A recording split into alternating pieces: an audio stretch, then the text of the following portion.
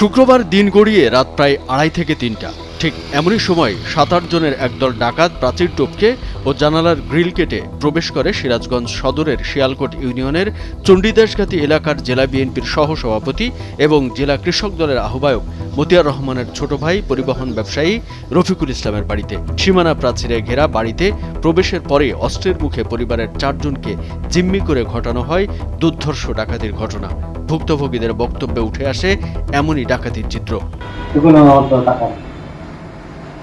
আমরা ডাকাই, আমরা খালি আসতে যাই, তখন আমি ফুট দিছি, দেওয়ার পরে আমার ভিতরে এলো প্রায় গলা ভিতরে গামছা ভিতরে দিয়ে আমার মুখ হাত পা বেঁধে রেখে থাকি। আমার নগদে স্বর্ণ অনুদান ছিল প্রায় 18। তখন এসেছিলেন সুইচ দিল, তখন আমি ভাবছিলাম তখন এরকম টাকারা রসেবু গেছে আর তখনই ওটা করিতে ঘুমাই আসলামের মধ্যে আপনার হচ্ছে যে টাকা তুলতে যাবে বেতনের দরজা লাভ করে আর দিকে দিলে ঢোকার পর বলতেছে আমরা টাকা তুলে সবাই যাবে। আর হচ্ছে আমরা যাদের বলি মানে টাকা পয়সা শোনা কারণ এগুলো কোন জায়গায় আছে এগুলো দেখেন। আমি তখন একবার চিৎকার দিতে দেওয়ার সাথে আমাদের হাত পাড়ায় দেয় টাকা দেয় টাকা রাখছি। তারপরে কি হয়েছে না হয়েছে আমি জানি। আমরা সব পরিবারের সময় একটু ঘুমাচ্ছিলাম, হঠাৎ রাত্রে দরজার তারপর আমার সঙ্গে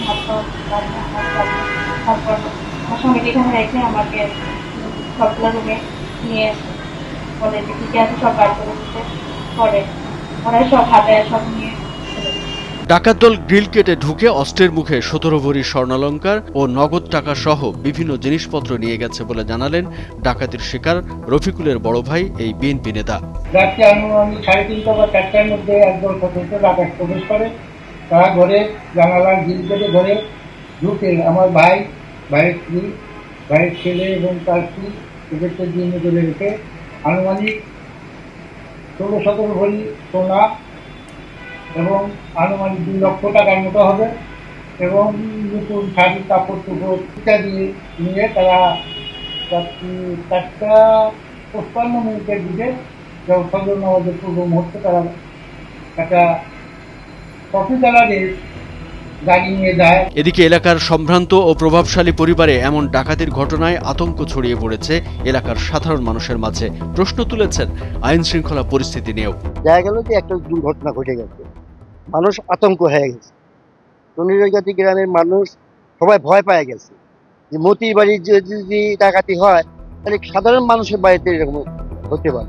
এলাকার মানুষের সঙ্গে কথা বলে মনে হয়েছে তারা যথেষ্ট ভীত, এমনটাই জানিয়ে বিষয়টি গুরুত্ব দিয়ে দেখার আহ্বান জানালেন এই কৃষক দল নেতা।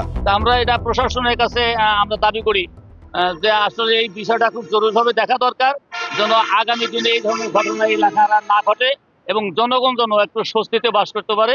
এদিকে সিরাজগঞ্জ সদর থানায় দায়িত্বরত পুলিশ পরিদর্শক ওসি তদন্ত আহসানুজ্জামানের কাছে এ ব্যাপারে বক্তব্য চাইলে বক্তব্য দিতে অস্বীকৃতি জানান। আর সদর সার্কেলের অতিরিক্ত পুলিশ সুপার মুঠোফোনে বললেন ওসি ঘটনাস্থল পরিদর্শন করে আসার পরে যেন বক্তব্য দেন সেই নির্দেশনা দেওয়া হয়েছে।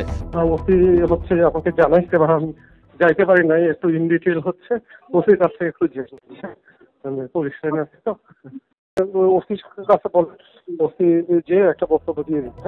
দ্রুত এই ডাকাত দলকে গ্রেপ্তারের পাশাপাশি এলাকায় যেন এমন ঘটনার পুনরাবৃত্তি না ঘটে এবং এলাকার মানুষ যেন স্বস্তিতে থাকতে পারে এমনটাই প্রত্যাশা এলাকাবাসীর। কামরুজ্জামান আরিফ, ভোরের কাগজ।